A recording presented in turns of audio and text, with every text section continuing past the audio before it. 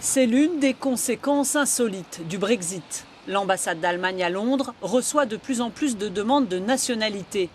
Des centaines de juifs britanniques, dont les ancêtres ont été privés par les nazis de leur citoyenneté entre 1933 et 1945, ont le droit désormais de la récupérer et gardent aussi le droit d'accéder au marché européen.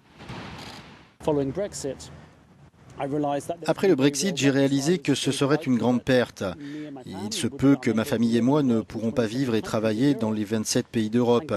Et étant donné que je n'ai pas à abandonner ma nationalité britannique, je n'ai pas à vivre obligatoirement en Allemagne ni à apprendre l'allemand, j'ai donc tout à gagner. Et alors j'ai plus intérêt à dire au revoir à la Grande-Bretagne et bonjour à l'Europe. Selon l'association des réfugiés juifs, près de 5000 victimes de l'ère nazie vivent toujours ici. Avant 1939, 70 000 juifs d'Allemagne, d'Autriche et de Tchécoslovaquie ont fui au Royaume-Uni, comme l'ancêtre de Ben Lewis. J'ai beaucoup de motivation pour demander la nationalité allemande. Je pense beaucoup à mon enfant. Je veux qu'il ait dans la vie les mêmes avantages que j'ai eus, être capable d'évoluer sur le terrain de jeu européen.